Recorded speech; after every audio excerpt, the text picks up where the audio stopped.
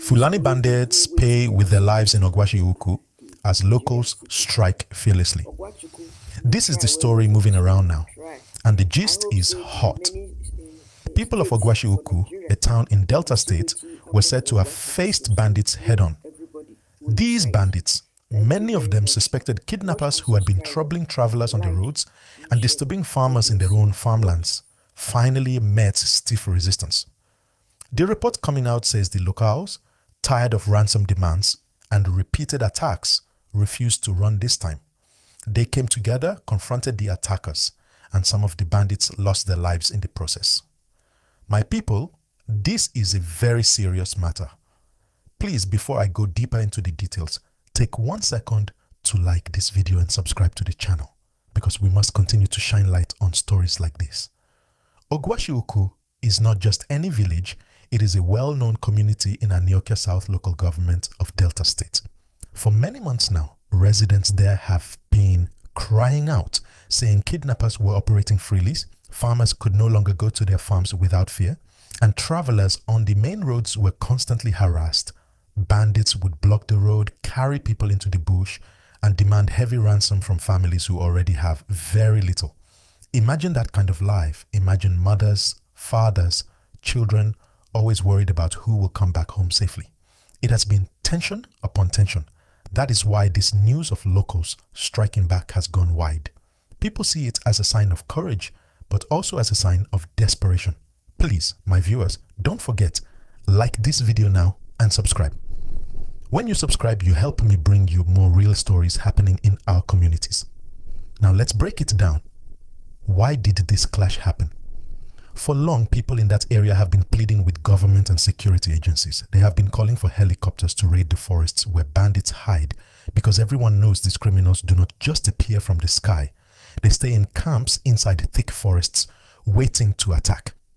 But because the response has been slow, communities like Ogwashi-Uku decided to defend themselves.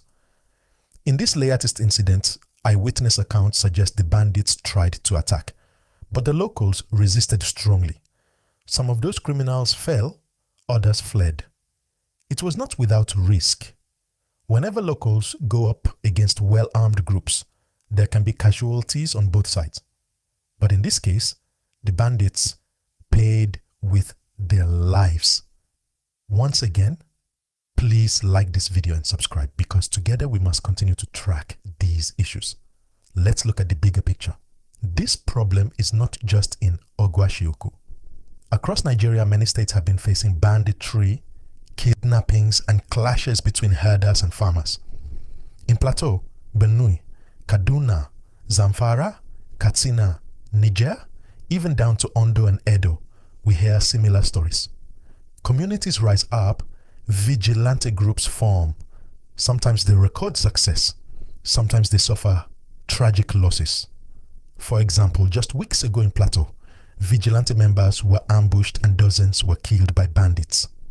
That shows you how dangerous it is when ordinary citizens without enough weapons or protection face heavily armed groups.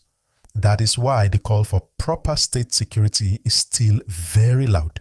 Please, if you are following me, don't forget, like and subscribe right now, because the more you support, the more I will continue to give you clear updates on situations like this. In Delta, people are especially worried because these kidnappings affect daily life. Traders cannot move goods freely, farmers abandon their farmlands, and transport drivers fear carrying passengers along certain roads. Once bandits take over a forest route, everyone who uses that road is at risk. And when ransom is demanded, families sell properties, borrow from relatives, or lose everything just to get their loved one back. So when locals in Ogwashi-Uku stood up fearlessly, many Nigerians felt it was long overdue. They saw it as communities saying, enough is enough. But here is the deeper problem. When communities fight back, sometimes innocent lives can be lost.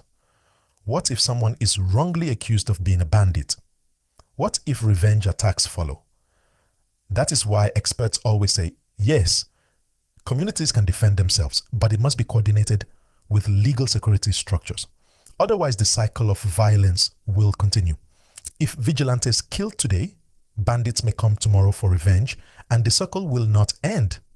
Please pause with me and hit that like button, subscribe to the channel, and comment below what you think. Do you believe communities should take matters into their own hands, or should they wait for police and army even if they delay?